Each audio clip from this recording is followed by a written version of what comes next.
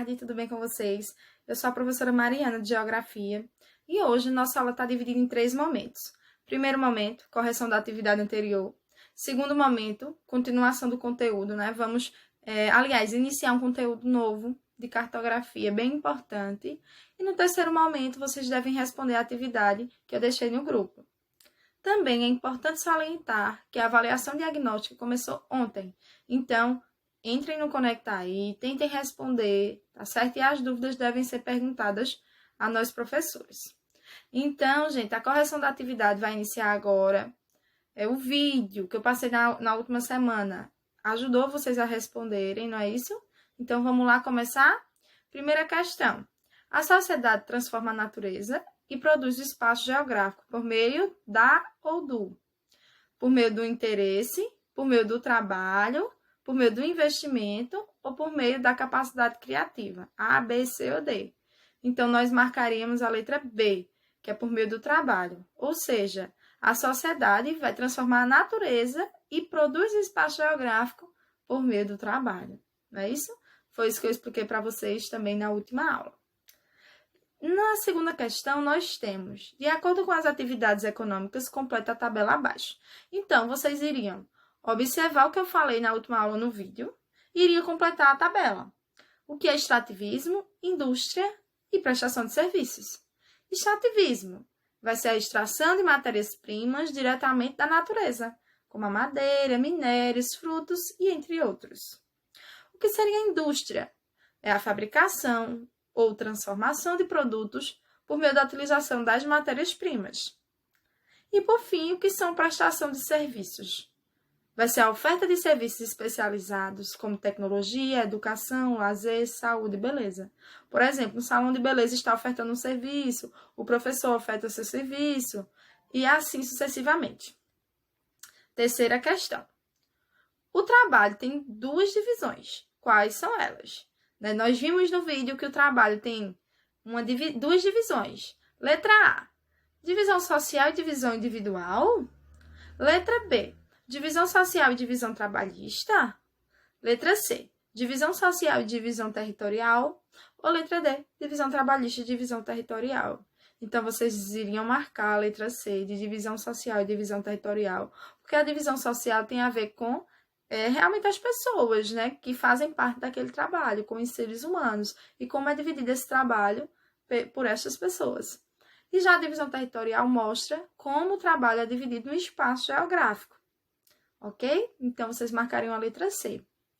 Na quarta questão, no espaço geográfico, os seres humanos, ou seja, a sociedade, manifesta a sua, aí vocês iriam colocar a sua diversidade, a sua igualdade na letra B, letra C, contribuição, ou letra D, cultura. Então, vocês iriam marcar a letra D. A frase ficaria dessa forma. No espaço geográfico, os seres humanos, no caso a sociedade, manifestam a sua cultura por meio de diferentes elementos, certo? Então, nesse espaço geográfico que a gente fala tanto, que é a principal categoria da geografia, ele consegue, sim, mostrar as suas formas de viver, a sua cultura, né? Através de alguns elementos. Gente, a quinta questão diz o seguinte: o Brasil, por sua extensão continental, é um exemplo de país com extrema riqueza cultural, né? Sendo assim, pontue qual o povo originário brasileiro e quais suas contribuições para a nossa cultura. Então, aí foi uma pergunta sobre o nosso povo originário. Quem originou, antes mesmo dos europeus chegarem aqui, dos outros povos chegarem aqui, quem originou a nossa cultura, a nossa língua, a nossa forma de ser, inicialmente, não é? Então, foram os nossos indígenas, né? O povo originário é um indígena. Herdamos vários conhecimentos sobre plantas e ervas da floresta, devido ao conhecimento desse povo. Assim como obtivemos influências nas comidas, bebidas, danças, lutas, língua e muito mais, certo? Então, nosso povo originário, que até hoje, né, luta aí na nossa sociedade, já sofreu tantos e tantos preconceitos, mas tem a sua importância devida, né, por conta que originou todo esse Brasil que nós temos, toda essa cultura que nós temos, veio a partir dos indígenas. ok? Então, vamos para a segunda parte da aula agora. Vamos começar o nosso conteúdo novo. Qualquer dúvida, pergunte a mim no privado, porque vocês sabem que eu respondo, né? Vamos lá começar a segunda parte. Beijo! Pronto, gente. Agora vamos começar a segunda parte da nossa aula, certo? Vamos começar falando da importância da cartografia, né? O conceito de cartografia, a representação e comunicação dessa ciência, né? Então, a cartografia é uma linguagem pela qual se representa graficamente o espaço geográfico. Então, é através dos mapas, das plantas, dos globos, né? Onde se tem a representação e a comunicação dessa linguagem cartográfica. Veja como a cartografia é importante, não é mesmo? É através dela que se constrói os mapas que nós vemos, que se constrói os globos que nós observamos. Ó, esse mapa aqui que está atrás de mim mesmo foi construído por meio desses elementos, dessa linguagem cartográfica. Então, esses instrumentos, né, permitem que a gente identifique a localização de alguns lugares. Onde é que eu localizo o estado de Pernambuco? Como é que eu localizo? É através dos mapas, né? Conseguimos ver os fenômenos naturais. Por exemplo, aqui nesse mapa está falando sobre as massas de ar. A gente consegue ver tudo direitinho no mapa. E também a gente consegue ver também as questões sociais, do espaço onde nós vivemos. Tudo isso através dos mapas, das plantas e assim vai. Então, o avanço de novas tecnologias da informação e também do desenho gráfico tem contribuído bastante com o desenvolvimento dessa ciência, da cartografia, né? Proporcionando maior detalhamento dos fenômenos ocorridos na superfície terrestre. Então, na medida que há o avanço das tecnologias, os mapas são feitos com ainda mais precisão, para que a gente realmente conheça as áreas estudadas. Agora, um pouco sobre o desenvolvimento da cartografia. As técnicas de confecção, gente, de mapas, variam de acordo com a época e também com a sociedade, e são utilizadas para atender a diferentes interesses. Durante a expansão marítima, por volta dos séculos XV e XVI, a produção de mapas ganhou impulso. Nesse período, o uso de mapas pelos navegadores e a contratação de cartógrafos para o registro das terras recém-descobertas possibilitaram maior precisão dos mapas. Então, vocês percebem que essa criação ela é bastante antiga, né? No século XIX, foram obtidas as primeiras imagens aéreas da superfície terrestre por câmeras instaladas em balões. Então, vejam como era a tecnologia no passado. As fotografias, os mapas eram feitos através de balões, né? Se colocava uma câmera por baixo ali do balão e ia fotografando aquela área.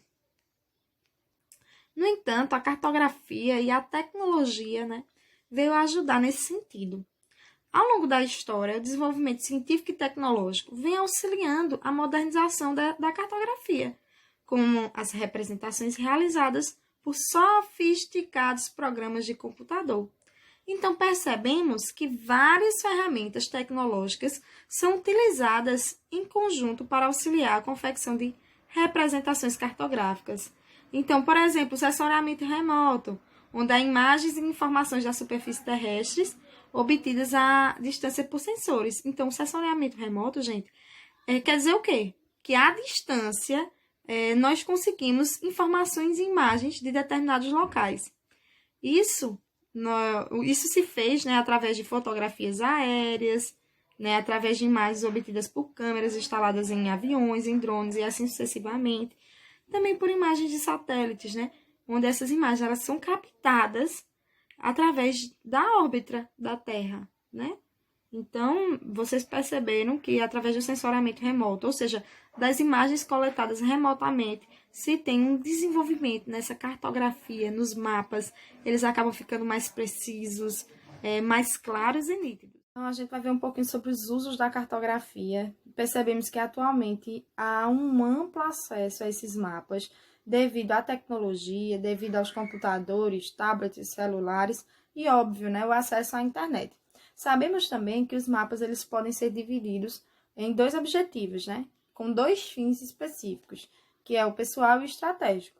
O pessoal seria utilizar os mapas no cotidiano, as informações sobre caminhos, estradas, rodovias, tudo isso o GPS já nos favorece, né? Pode ser tanto com interesse histórico, turístico, mas também de estudo, a trabalho. E também tem o fim estratégico, como eu já falei, que é um uso governamental, empresarial, para a coleta de informações específicas, para demarcar territórios, para projetos, para se planejar. Então, tudo isso pode ser feito através dos mapas, né, com objetivo estratégico. Passando adiante, dando seguimento à nossa aula, vamos falar um pouquinho também sobre a orientação e localização no espaço geográfico. Vamos saber o que isso significa, tá bem? Então, vamos prestar atenção. Orientação. As sociedades antigas compreenderam a necessidade de se localizar em diferentes pontos do espaço geográfico. Então, como é que a gente vai se localizar no espaço geográfico? Como é que eu vou saber onde é direita, esquerda, onde é norte e onde é sul? Como eu vou saber onde o sol nasce? Tudo isso através da minha orientação cartográfica, tá bem? Então, encontraram meios e com os conhecimentos e técnicas disponíveis, desenvolveram formas de orientação pela observação dos astros. Então, apenas observando os astros, os mais antigos conseguiam ver se era norte, sul, leste, oeste, né? Eu queria fazer uma dinâmica muito pessoalmente com vocês para ficar mais claro. Mas, se Deus quiser, vamos ter a oportunidade ainda para que eu possa explicar a vocês como os nossos, né, ancestrais se localizavam. Os elementos da paisagem são recursos que auxiliam na localização, servindo de pontos de referência. Por exemplo, vou na casa, quem vem na minha casa, eu tenho que dizer assim, gente, é na rua do Amazônia Mix. Então, a Amazônia Mix é um ponto de referência para a minha residência, para a minha casa. Assim como a casa de vocês também tem um ponto de referência, não é? Então, atualmente, a sociedade costuma incrementar essas referências com o auxílio da tecnologia. Então, enviando a localização de onde nós moramos apenas pelo GPS, as outras pessoas conseguem chegar aqui também. Então, veja como a tecnologia contribuiu nessa nossa orientação, né? Que, no caso, vai ser o ato da gente conseguir localizar as áreas, os locais, o espaço na superfície terrestre, ok? Gente, agora nós vamos conhecer os métodos básicos de orientação. Então, como eu vou me localizar no espaço geográfico? Como eu vou me orientar? Né? Através da observação do Sol, por exemplo.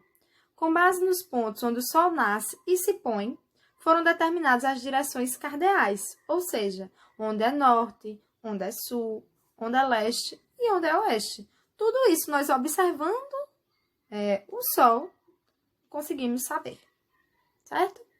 A Rosa dos Ventos também nos ajuda na orientação.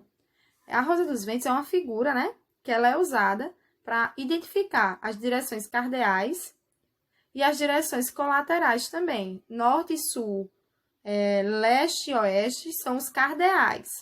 E os colaterais são noroeste, nordeste, sudoeste e sudeste. Esses pontos aqui eu vou explicar, a gente vai desenhar a Rosa dos Ventos, vai conhecer direitinho mais na frente e vai ficar bem tranquilo para vocês. Bússola.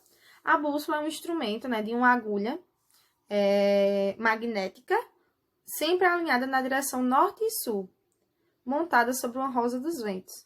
Uma das pontas da agulha aponta para o polo magnético do norte do planeta. Então, a bússola, ela sempre está apontando para o norte magnético do planeta e vai nos dar a direção de onde devemos ir, né? Para norte, sul, leste, oeste. Percebemos que não apenas pelos astros, como o Sol, a Lua, nós conseguimos nos orientar, ou também pela bússola, mas também as novas tecnologias estão aí para nos ajudar a nos orientar, nos localizar no espaço geográfico, né? O GPS é uma sigla em inglês, né, que é sobre o Sistema de Posicionamento Global. E esse GPS é um instrumento tecnológico que indica qualquer localidade ou objeto na superfície terrestre de forma precisa. Para ter esse GPS é necessário uma rede de satélites lá na órbita, né, que são articulados. Sabemos que esses satélites influenciam nos aparelhos eletrônicos, como os nossos celulares, os computadores, e enviam o que nós pedimos. Então, se nós dissemos, eu quero a localização de Surubim, fala lá, digita no GPS, o GPS vai nos dar essa localização, ok? Então, esse GPS ele pode ser utilizado com fins estratégicos das empresas e governos, para defesa do território. Por exemplo, está acontecendo uma guerra. O GPS ele pode ser utilizado para ver onde está vindo um avião, por exemplo, onde está vindo um carro, para combater esses ataques. Então, óbvio que são usos estratégicos importantes que essa tecnologia fez e faz para ajudar os territórios, os governos. E também há uso para fins pessoais e profissionais, né? Como o uso de rotas, os caminhos, as estradas que devemos percorrer. Com certeza, não sei se vocês já utilizaram o GPS, os pais de vocês, mas eu já utilizei o GPS para chegar em outra cidade, em outro estado que eu não conhecia. Vou analisar direitinho aqui a Rosa dos Ventos, ok? Essa Rosa dos Ventos aí, nós percebemos que tem norte em vermelho, esse N. O sul está em azul, observem bem direitinho. Leste tem um E, porque é como se classifica essa Rosa dos Ventos. Então, em amarelo, nós temos o leste. Em um amarelo mais escuro, o oeste. Entre nordeste e leste, no meio de nordeste e leste, nós vamos ter o nordeste.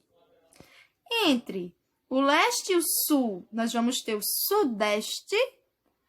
Entre o sul e o oeste, vamos ter o sudoeste, que está em branco aí.